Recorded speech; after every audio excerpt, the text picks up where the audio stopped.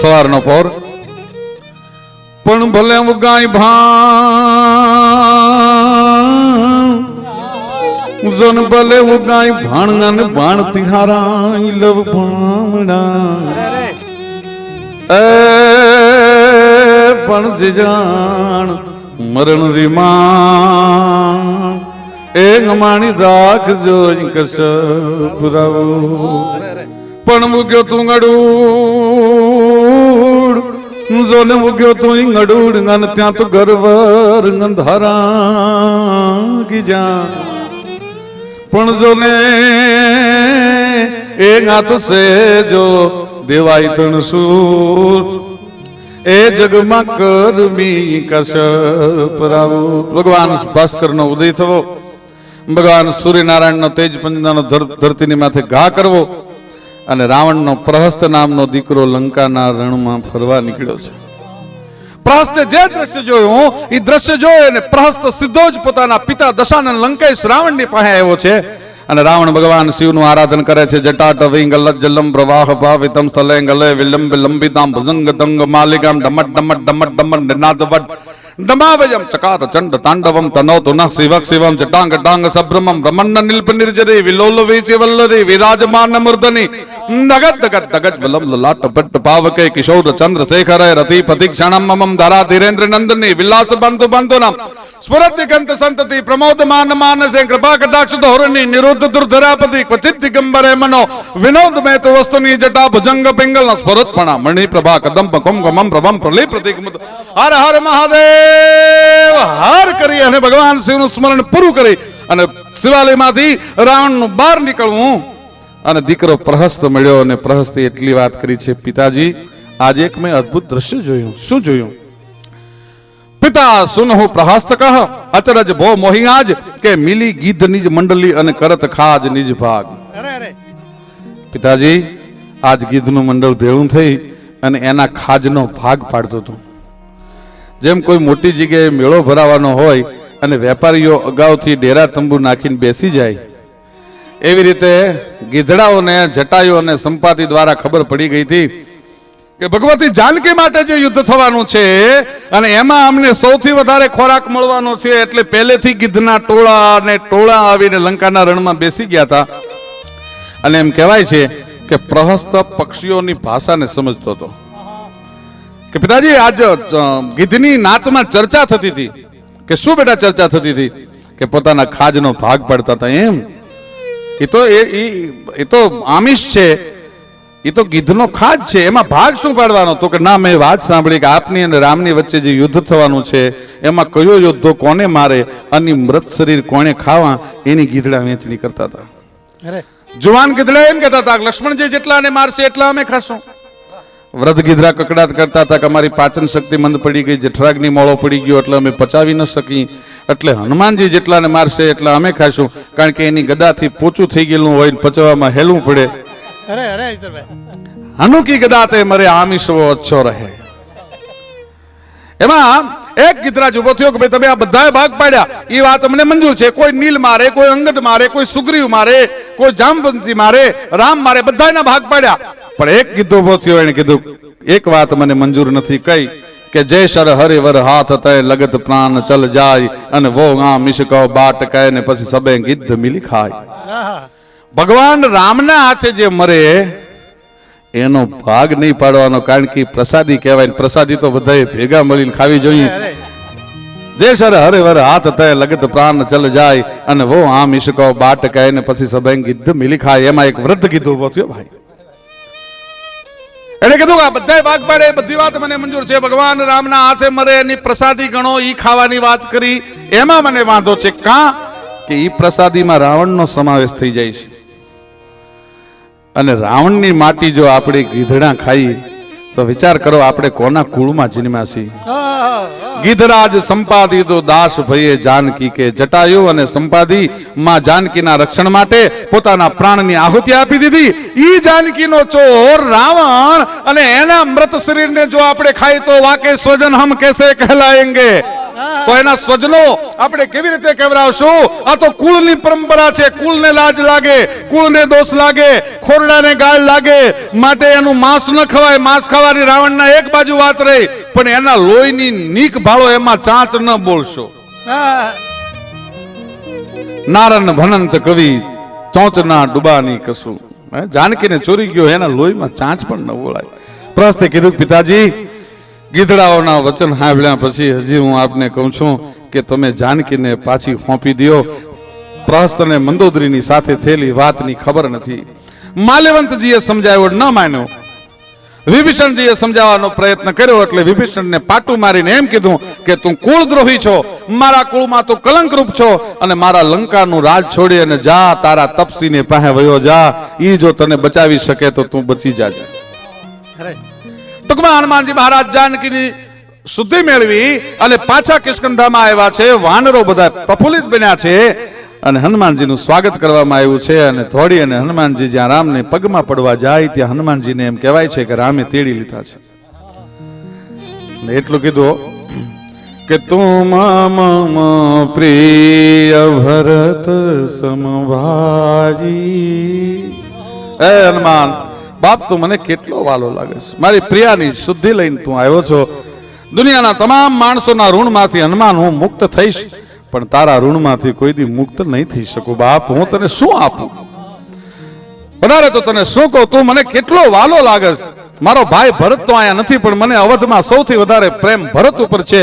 એનાથી વધારે દુનિયામાં કોઈ વસ્તુ મને વાલી નથી. પણ હનુમાન, તું મમ પ્રિય ભરત સમભાજી. એ બાપ, તું તો મને ભરત જેટલો વાલો છો.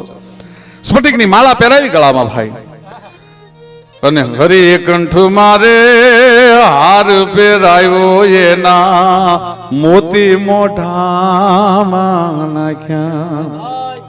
અરે મોતીડા કરડી એ માળા ફેંકી એને ત્રાગડા તોડી નાખ્યા. જગતમાં એક અંજની નો જાયો રે રે રે એને રામને ઋણી રાખ્યા. અને નોકરી કોઈ દીરે ઉઘરાણી તેમ હામા ચોપડાન રાખ્યા. અને રાજ સત્તામાં એને એ ભડકા ભાળ્યા પછી ધૂળમાં ધામાઈ નાખ્યા. જગતમાં એવો જ એક જ જન્મ્યો રે રે રે એને રામને ઋણી રાખ્યા. પણ જમદટ જાંબુવાન અને નીલ અંગદ સુગ્રીવ નો રિયા. પણ જુઓ ને હજી સુધી હનુમાન એ તો કાયમ જો બેઠો ઈ કાગડા.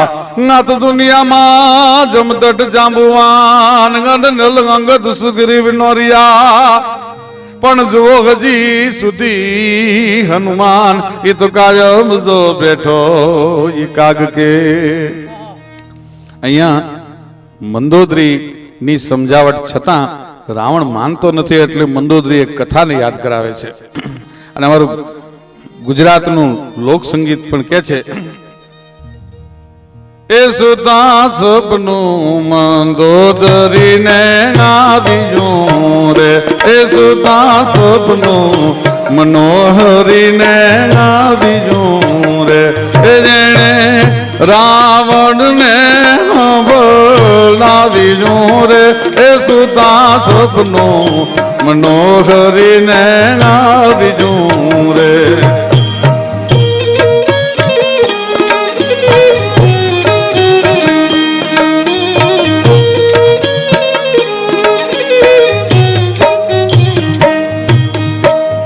એ સુતા સપનું મંદોદરીને આવ્યું રે. એ સુતા સપનું મંદોદરીને આવ્યું રે. એ જેણે રાવણને બોલાવ્યું રે. રાવણને બોલાવ્યું રે. એ સુતા સપનું મંદોદરીને આવ્યું રે. પોતાના સ્વપ્નની વાત કરે, મંદોદરી રાવણ તો એક વિષયને ભૂલી ગયો છો, તને ખબર નથી. કયો વિષય? રાવણ, તને જો ખબર હોય તો મારે તને એક વાત કરવી છે. પ્રસંગને તું ભૂલી ગયો છો. પદ્માક્ષ નામનો એક રાજા અને ભગવતી લક્ષ્મીની ઉપાસના કરી. ભગવતી લક્ષ્મીની ઉપાસના કરી અને લક્ષ્મી એની ઉપર પ્રસન્ન થયા અને પદ્માક્ષને માગવાનું જ્યારે કહ્યું ત્યારે પદ્માક્ષે એમ કહેવાય કે એમ કીધું તું કે મારા ઘરે તમે કુમારિકા બની અને કન્યા બની અને મારા ઘરે તમે અવતરો રહ્યો એવી મારી ઈચ્છા છે. એટલે લક્ષ્મીએ કહ્યું કે ભાઈ આ મારા હાથની વાત નથી, હું તો પરતંત્ર છું, એના માટે તારે વિષ્ણુને રીઝવવા પડે. અને પદ્માક્ષે એમ કહેવાય કે ભગવાન વિષ્ણુની આરાધના ઉપાડી વિષ્ણુને પ્રસન્ન કર્યા અને વિષ્ણુને પ્રસન્ન કરીને એટલી વાત માગી કે લક્ષ્મી મારે ત્યાં કન્યા બની અને અવતરે આવી મારી ઈચ્છા છે. વિષ્ણુએ તથાસ્તુ કીધું. માતૃલિંગી નામનો એક ફળ પદ્માક્ષ રાજાને વિષ્ણુએ આપ્યું. ફળ ઘરે લઈ જઈને એની પૂજા કરી અને એમાંથી એક કન્યાની ઉત્પત્તિ થઈ, કન્યાની ઉત્પત્તિ થઈ. કન્યા ધીરે ધીરે મોટી થવા માંડી, એનું નામ પદ્મા રાખવામાં આવ્યું. પદ્મા જ્યારે મોટી થઈ અને મોટી થઈ પછી એના માટે કન્યાને ઘરે રખાય નહીં. ડાઈ તોય દીકરી રાખીને કામ કરા ઈ હરપના હંઘરા, પછી કોઈ ન કરે કિશનિયા. ડાઈ તોય દીકરી રાખીને કામ કરા ઈ હરપના હંઘરા, પછી કોઈ ન કરે કિશનિયા. ગમે એવી ડાઈ હોય, ગમે એવી બુદ્ધિશાળી હોય, પણ દીકરી તો પારકું ધન કહેવાય. એને એક દિવસ સાસરે વળાવ્યા વગર છૂટકો નથી. પુરુષની સામે સ્ત્રી 3 સ્વરૂપે આવે છે. એક માં સ્વરૂપે આવે છે, એક પત્ની સ્વરૂપે આવે છે અને એક દીકરી સ્વરૂપે આવે છે. પુરુષ 2 તત્વોને બરાબર નથી ઓળખી શક્યો, પૂર્ણ રીતે માને નથી ઓળખી શક્યો. પુરુષ જો પૂરી રીતે માને ઓળખી શક્યો હોત તો આજના ઘણા કપત્ર દીકરા એની માને વૃદ્ધાશ્રમના દરવાજા દેખાડે છે એ ન દેખાડ્યા હોય. પુરુષ પૂર્ણ રીતે માને ન ઓળખી શક્યો, પૂર્ણ રીતે પત્નીને ન ઓળખી શક્યો. પણ એક તત્વ એવું છે કે દીકરી સંપૂર્ણ રીતે બાપને ઓળખી શકી છે અને બાપ પૂરી રીતે દીકરીને ઓળખી શક્યો છે. અને એટલા માટે આપણે ત્યાં ગામડામાં એવો રિવાજ છે કે તરવારના ઝાટકા લાગી ગયા હોય, બંદૂકની ગોળીઓથી નવરાત્રીનો ગરબો હોય એવો વિંધાઈને દેહ થઈ ગયો હોય તો મરદ માણસની આંખમાં કોઈ દી આહુડું ન આવે. કરોડો રૂપિયા લૂંટાઈ ગયા હોય મરદ માણસ કોઈ દી રોવે નહીં. પણ પુરુષના જીવનમાં એક અવસર એવો આવે છે અને ત્યારે પુરુષ રોવે છે અને રોતો રૂડો બહુ લાગે છે. પાનખરના વડલા જેવો બાપ ગામને પાદર દીકરીને વળાવતો રહ આહુડે રોતો હોય અને તેથી બાપ રોવે રૂડો બહુ લાગે, પુરુષ રૂડો બહુ લાગે. ગામડાના માણસની, શહેરના માણસની તમે ક્યાં વાત કરો છો? પણ જેને જનક વિદેહી કહેવાય, જેને સુખ અને દુઃખનો અનુભૂતિ ન થાય, અનુભવ ન થાય, બેમાં પોતાના હૈયાની સમતા રાખી શકે, સમતા રાખી શકે એવો માણસ એ જાનકીને વળાવી ત્યારે રહ આહુડે જનક રોયો છે. ભાઈ રહ આહુડે જનક રોયો છે જાનકીને વળાવતો વળાવતો. બધાને શ્રુતકીર્તિને વિદાય આપી, ઉર્મિલાજીને વિદાય આપી, પણ જાનકીના રથ સુધી જનકે ડગલા માંડ્યા. ધીરા ધીરા ધીરા ધીરા ધીરા એ બધી હિંમતને ભેગી કરી ત્યારે એટલો હાથ ઊંચો થયો ને જાનકીને માથે હાથ મુકાણો. બેટા સુખી થાજે, સુખી થાજે શબ્દની હારે નાનું છોકરું રોવે એમ તેથી જનક રોવા માંડ્યો. જનક જેવા વિદેહીને આહુડા પડાવે એ તો દીકરી કહેવાય. એ પદ્માક્ષની પદ્મા મોટી થવા માંડી. 20 વર્ષની પદ્મા થઈ. સ્વયંવર રચાણો. રાજાઓ આવ્યા, દૈતો આવ્યા, દાનવો આવ્યા, કિન્નરો આવ્યા, ગંધર્વો આવ્યા, યક્ષો આવ્યા, બધા આવ્યા. અને પદ્માક્ષે એક શરત રાખી કે મારી કન્યાને પદ્માને ઈ જ વરી શકે કે જે નીલ આકાશને પોતાની બાહોમાં સમાવી લે. દૈતો અસમર્થ, દેવતાઓ અસમર્થ, યક્ષો, કિન્નરો અને ગાંધર્વો અસમર્થ. કોણ આકાશને પોતાના બાહુપાસમાં શરીરની સાથે વીંટાળી શકે? એટલે યુદ્ધ કર્યું. યુદ્ધથી દગાથી પદ્માક્ષને મારવામાં આવ્યો. કન્યાને પકડવા માટે જ્યાં દૈતોએ દોટ મૂકી તો કન્યા છે એ પદ્મા છે, લક્ષ્મી જે પદ્મા સ્વરૂપે હતી. જૈનોમાં જે પદ્માવતીની ઉપાસના થાય છે એ બીજી કોઈ નહીં પણ લક્ષ્મીનું સ્વરૂપ આ પદ્માક્ષે પ્રસન્ન કરેલી પદ્મા હતી. એ પદ્મા છે અગ્નિકુંડમાં સમાઈ ગઈ. અગ્નિકુંડમાં પદ્મા સમાણી, દૈત્યોની કારી ન ફાવી અને અમુક વર્ષો સુધી પદ્મા છે અગ્નિમાં રહ્યા. પછી બહાર વિચરણ કરવા માટે, ફરવા માટે નીકળી અને પુષ્પક વિમાનમાં રાવણ જ્યારે નીકળ્યો એની દ્રષ્ટિ પડી, પણ અદ્ભુત રૂપ જોયો. હમ ધરી જન્મ યહ જગ મેં ભાઈ નહીં દેખી અસી સુંદરતાઈ. પોતાનું પુષ્પક નામના વિમાનને નીચે ઉતાર્યું. પદ્માને પ્રશ્નોત્તરી કરવામાં આવી, તું કોણ છો? મારા રાજ્યમાં મારે તને લઈ જાવી છે. એટલે ફરી પાછી પદ્મા છે અગ્નિના કુંડમાં સમાણી. રાવણને અગ્નિ છે એ વશ હતો. બધાય તત્વો પ્રકૃતિને એને વશ કરી લીધા હતા. અગ્નિ દજાડી ન શકે એટલે પોતાના હાથને અગ્નિકુંડમાં નાખ્યો ને એમાંથી 5 રત્નો નીકળ્યા. પોતાના પટારામાં નાની એવી પેટીમાં લઈ અને પાછો એ રાવણ લંકામાં આવ્યો. લંકામાં આવીને મંદોદરીને કીધું કે ઓલી પેટીમાં તારા માટે અમૂલ્ય હું 5 રત્નો લાવ્યો છું.